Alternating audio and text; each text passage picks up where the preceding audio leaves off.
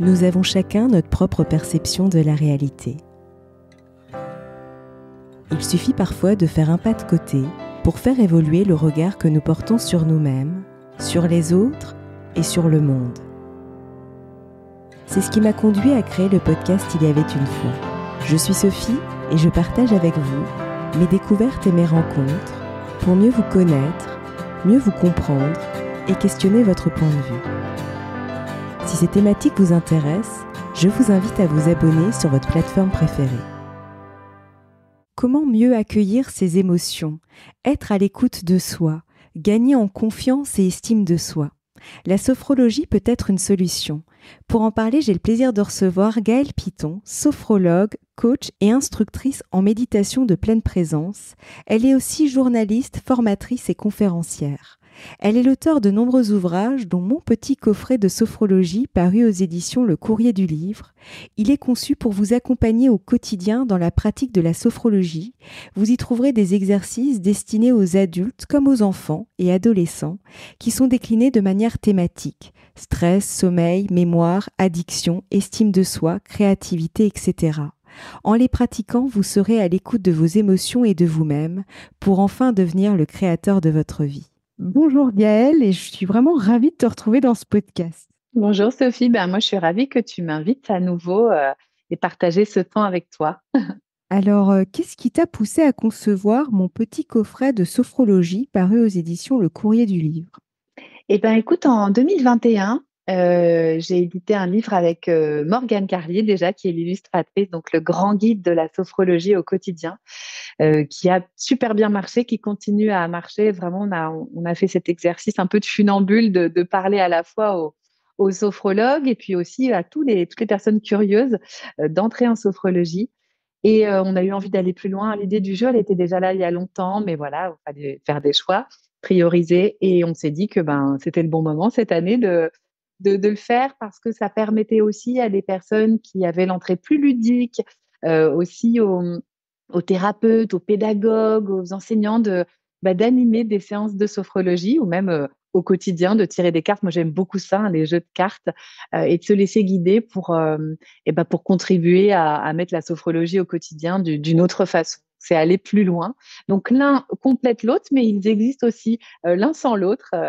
Et voilà, c'est comme ça que c'est venu. Et l'envie de continuer à collaborer toutes les deux avec Morgane, qui du coup, dans le jeu, a aussi un grand rôle, puisque ce sont ces illustrations qui sont sur le recto et le verso de toutes les cartes. C'est vrai qu'il est très très agréable à utiliser, comme tu dis, très ludique. Et du coup, je trouve qu'il y a quelque chose de sympa quand tu vois, par exemple, après une journée de travail, dire tiens, je vais prendre une carte. Et ouais, il y a vraiment quelque chose de très très plaisant en fait à l'utiliser, je trouve. Ah, c'est chouette, merci pour ce retour, parce que c'est vrai que la sophrologie, pour moi, c'est vraiment le chemin vers la joie, vers le bonheur. Alors, avec toutes ces traversées, bien sûr, hein, c'est pas du tout un truc de bisounours, mais se laisser guider comme ça, je trouve que c'est plaisant, moi aussi. Donc, tant mieux si ça transpire dans notre jeu, c'est ce qu'on a voulu. Et justement, quelle est ta définition de la sophrologie? Alors moi, j'aime la définir de manière extrêmement simple. J'aime aussi dépouiller, sans en dépouiller la puissance, bien sûr, mais tout ce qui est trop jargonneux et qui, pour moi, entraverait sa compréhension. Je dirais que c'est une méthode psychocorporelle qui est basée sur la respiration, le relâchement musculaire, la détente, et la visualisation. Et autour de ça, il y a un ensemble de techniques voilà, qui se pratiquent dans des postures de vie dites actives, c'est-à-dire essentiellement assis ou debout, pour un meilleur ancrage, une meilleure incorporation au quotidien. Et mon petit coffret de sophrologie est une forme, comme tu disais, hybride finalement, parce que c'est entre l'oracle et les cartes pédagogiques. Peux-tu nous en dire encore un petit peu plus? Oui, alors moi j'adore les oracles, hein, comme je t'ai dit en préambule, donc j'ai voulu quelque chose qui donne cette énergie. Donc ça, tu le sens beaucoup plus sur le verso des cartes, Mm. qui est très travaillé, qui est le même pour toutes les cartes, ce qui fait que on peut tirer aussi comme ça un peu à l'aveugle. J'ai voulu, alors les couleurs aussi, elles ont été choisies en fonction des couleurs de certaines pratiques du bouddhisme tibétain, même si ce jeu de cartes est dépouillé évidemment de toute religion. Euh, et, euh, et que te dire de plus? Voilà, cette énergie-là et en même temps quelque chose qui permette d'entrer dans les classes, parce que moi j'ai une grosse Ouais. expérience en milieu scolaire. Donc qui n'est pas le côté trop spirituel ou trop ésotérique, c'est sans jugement de valeur, mais qui puisse aussi s'incorporer dans des contextes où la laïcité des pratiques est très très importante et qui puisse convenir aux familles, hein, parce que en fait j'ai de très bons retours des familles.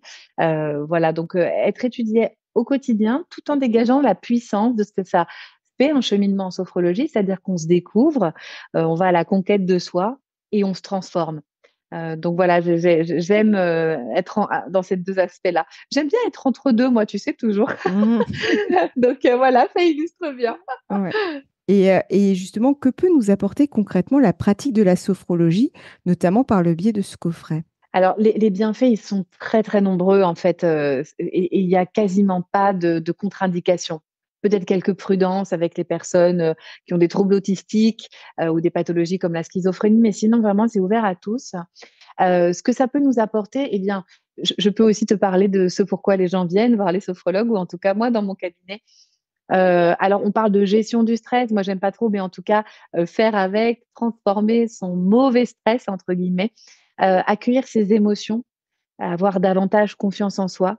Et je crois surtout être un être humain bien dans ses baskets, malgré tout ce qui peut se passer autour de nous. C'est-à-dire que l'idée, c'est pas du tout, comme je le disais tout à l'heure, d'être un bisounours, de pas voir, en fait, hein, d'être vraiment comme une autruche qui verrait pas le monde autour, qui parfois va pas si bien que ça. Mais c'est vraiment prendre conscience que dans ce qui dépend de nous, on a vraiment une part à jouer, une part qui reste notre liberté. Et donc, c'est vraiment reconquérir son indépendance. Sa compréhension, hein, Caicedo disait, la sophrologie, donc Caicedo, c'est le créateur de la sophrologie, il disait la sophrologie, c'est la pédagogie de l'existence. Moi, j'aime beaucoup cette notion, c'est-à-dire que les choses s'apprennent. Donc, apprendre à se connaître, apprendre comment on fonctionne pour pouvoir agir de la façon la plus juste pour nous et pour le monde qui nous entoure. Donc, et bon, son applications sont très, très variées. Et justement, quand tu parles justement d'apprendre notamment comment on fonctionne, finalement, c'est aussi un apprentissage du retour au corps parce qu'on vit dans une société, on est beaucoup, beaucoup, beaucoup dans le mental. Il y a souvent la rumination, tout ce qui va avec, notamment quand on est en état de stress. Et du coup, il y a aussi cette invitation à revenir et apprivoiser ses propres sensations. Oui, alors il y a deux choses très, très importantes dans ce que tu dis. C'est vrai que la sophrologie travaille le lien corps-esprit. Mm. Et parfois, le corps et l'esprit ne sont pas tout à fait d'accord. Or, notre corps ne ment jamais. Il sait, c'est peut-être nous qui ne savons pas bien comment l'apprivoiser. Et c'est surtout le corps qui fait l'expérience du monde. Donc voilà, c'est lui qui nous permet d'être en contact avec vraiment notre expérience de chaque jour. Donc on a tout intérêt à décoder ces messages et à surtout apprendre à écouter les signaux qu'il nous envoie. Je pense notamment, tu parlais du stress, les cas de burn-out hein, qui sont malheureusement bien trop nombreux. Souvent, il y a eu des signes avant-coureurs que la personne n'a pas su, pas voulu, je ne sais pas, hein, voir, mais c'est toujours là quand même. C'est rarement d'un coup d'un seul en fait. Et c'est pour ça que la sophrologie est très bonne en prévention, c'est-à-dire être attentif aux prémices, aux premières sensations que l'on va ressentir pour éviter justement que ça brûle. Ouais. Et parmi les cartes relatives aux grandes notions et les grands fondements, pourrais-tu nous parler de la devise sophrologique? Ut conscientia noscatur, c'est-à-dire pour que la conscience soit connue. Euh, la sophrologie, ça vient de trois phonèmes, on va dire, grecs, hein, sos, phen et logos, c'est l'étude de la conscience en harmonie. Donc, c'est vraiment comprendre comment nous fonctionnons, comment nous dévoilons en fait notre conscience, un peu comme dans la caverne de Platon, c'est l'histoire du Mhm. dévoilement.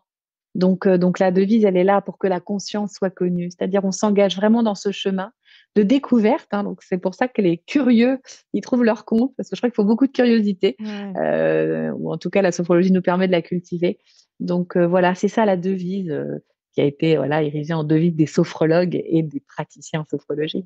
Et finalement, de vivre de plus en plus en conscience aussi, finalement, puisqu'on reconnecte le corps et l'esprit, finalement, on vit les choses beaucoup plus à l'instant présent, finalement, ou en tout cas plus en conscience. Oui, c'est ça. Et puis pour te transformer, pour changer un état d'être qui ne te Ouais, convient pas, encore faut-il en avoir conscience, justement. C'est la exactement. première étape.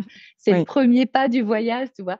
Donc Ouais. pour ramener ça comme si tu ramenais ça des bas-fonds, tu vois, et que tu les ramènes Ouais. à la conscience, à la connaissance claire. Et ensuite, on peut se transformer. Ouais, effectivement. Et justement, pour offrir un moment de détente à nos auditrices et auditeurs, aurais-tu un petit exercice à leur proposer de faire ici, maintenant? Il y en a plein, Je me doute. mais si on est, je ne sais pas, ça dépend comment vous êtes installé, si vous écoutez ce podcast en voiture ou si vous êtes plutôt posé. Alors, si vous êtes en voiture, je vous demanderai de vous arrêter, d'arrêter peut-être la voiture pour vous poser. Je pense que ce serait le retour à la respiration. Et la respiration chouchou des sophrologues, ce qu'on travaille souvent en première séance et qui, je pense, pourrait être toutes les séances tellement c'est puissant, tellement c'est à la fois simple, c'est notre respiration abdominale, celle avec laquelle on vient au monde. C'est tout simplement sentir. Alors, on peut mettre une main sur le ventre hein, pour si on est davantage tactile, par exemple, mais Mhm. sentir qu'à l'inspire, notre ventre se gonfle et Mhm. qu'à l'expire, il se dégonfle et vraiment faire redescendre la respiration à cet endroit-là parce que physiologiquement, c'est la respiration qui calme les tensions du corps. Donc, si on est davantage relâché, notre esprit, hein, tu parlais tout à l'heure des pensées, va sans doute être davantage relâché. Et c'est comme un sas, comme un stop qu'on s'accorde dans la journée. Et ça, c'est déjà énorme. Mhm. C'est-à-dire que c'est vraiment court-circuiter le pilote automatique, le jus de la journée qui défile à toute vitesse sans même qu'on assiste au spectacle de notre vie, parce que parfois on passe à côté, on n'a rien vu en fait. Donc c'est vraiment faire un pas de côté, se mettre en retrait un peu du monde quelques instants. Pas besoin de partir en retraite pendant des semaines. Alors c'est très bien, hein. Moi j'adore le faire, mais c'est pas forcément possible toujours. Mhm. Mais Mhm. juste voilà, faire un pas de côté et revenir profondément à l'intérieur de soi et observer comment est cette respiration, quelles sont les zones du corps qui bougent. Est-ce que c'est vraiment déjà dans mon ventre ou est-ce que c'est ailleurs? Juste ça, c'est déjà un premier pas extraordinaire. Et c'est vrai, comme tu le dis, on peut le faire même au cours de la journée, en fait, se prévoir des petits moments juste pour revenir là, en fait, dans notre corps finalement. Oui, c'est ce que je préconise. Moi, c'est vraiment, même pour les personnes qui n'arrivent pas à dormir, hein, ça c'est une des grandes demandes qui est souvent corrélée au stress, c'est les problèmes de sommeil. C'est vrai que c'est pas mal d'imaginer un peu comme une cocotte minute dont on viderait la pression plusieurs fois par jour, histoire que le soir, au moment du coucher, on n'ait pas toute cette pression accumulée, parce qu'il n'y a aucune raison. Si vos journées sont en flux tendu, il n'y a aucune raison que le soir, ce soit fluide au niveau du sommeil, ou en sommeil récupérateur, j'entends. Donc, oui, des petits moments et vraiment quelques minutes suffisent. C'est déjà beaucoup. Ensuite, on peut augmenter le temps de la pratique. Mais ce qui compte, c'est la régularité et la répétition. Donc, Mhm. mieux vaut 3 minutes par jour que 45 minutes une fois par semaine. C'est Mhm. d'entraîner comme un muscle. Ouais, c'est ça, exactement. Et quel serait ton mot de la fin pour clôturer notre échange? Euh, je sais pas ce qui me vient là. C'est un peu c'est maintenant. C'est pas plus tard, c'est pas demain qu'il convient de prendre soin de soi, c'est maintenant parce qu'on sait pas du tout de quoi demain sera fait. Et la vie, parfois, je vois des personnes qui viennent me voir dont la vie a défilé. Alors, il est jamais trop tard, hein, c'est pas ce que je veux dire. Mais il n'y a pas de bon moment pour prendre une décision. Allez-y, ici et maintenant. Faites le premier pas, tout petit, et le petit pas. Hein. Mhm. Si on se donne des challenges, alors ça fait peut-être plusieurs mots de la fin, mais si on se donne des challenges type Everest, Mhm. comme des grandes montagnes, ça va être plus compliqué que si on se dit je commence à m'engager sur le chemin. Donc n'attendez pas, ici et maintenant, prenez soin de vous. C'est très très important et surtout de revenir à ce qui dépend de nous, même Exactement. si parfois on a l'impression qu'on peut rien faire, que euh, moi, j'ai beaucoup de gens qui viennent en ce moment me disant que le monde va mal, que c'est difficile. Bien sûr que je le sais, je ne nie pas ça du tout. Mais par contre, qu'est-ce que vous pouvez faire ici maintenant? Il y a toujours un petit espace qui dépend Mhm. encore de vous. Et c'est celui qui mérite toute votre attention pour vous changer vous-même et espérer, hein, je suis comme ça, moi, très idéaliste, mais changer tout le monde qui nous entoure. Ah oui, je te Donc rejoins. maintenant. Mhm. C'est très juste. Et puis en plus, je rebondirais sur quelque chose quand tu dis qu'en fait, même les petits pas, si tu regardes au bout de plusieurs semaines, plusieurs mois, en fait, tu vois que le chemin parcouru, c'est énorme. Et donc, même le moindre petit pas, c'est dans la longueur et enfin, la régularité, c'est énorme. Oui, et puis c'est ce qui permet vraiment de mesurer que le chemin est en train de s'inscrire et qu'il s'incorpore parce que un changement radical, parfois, c'est quelque chose qui va pas tenir, tu vois, comme les régimes, hein, Mm. on contraint, puis à un moment on craque. Donc, des petits pas, ça installe une nouvelle routine, ça installe une nouvelle façon de sentir le monde, le nouveau regard dont parle la sophrologie, le nouveau regard sur les choses. Et parfois, c'est ce changement de regard qui est déjà un énorme changement, en fait. Parce que je peux décider de regarder ma vie comme si je la subissais, ou je peux décider, en portant mon attention sur ce qui reste de moi, la partie qui est acteur, actrice. Et je crois que ça rend beaucoup de liberté. Totalement d'accord avec toi. En tout cas, j'invite les auditeurs qui veulent aller plus loin à découvrir ton coffret, donc mon petit coffret de sophrologie paru aux éditions Le Courrier du Livre, qui franchement m'accompagne au quotidien et que je trouve vraiment, oui, comme tu dis, ludique et vraiment très très agréable. En plus, l'illustration, les explications, c'est juste ce qu'il faut, c'est top. Oh, bah super. Merci. Oui, on a voulu un bel objet. On a voulu que ce soit comme un petit bijou qui déjà, il y a une petite pochette, il y a pas mal de détails qui ont été soignés.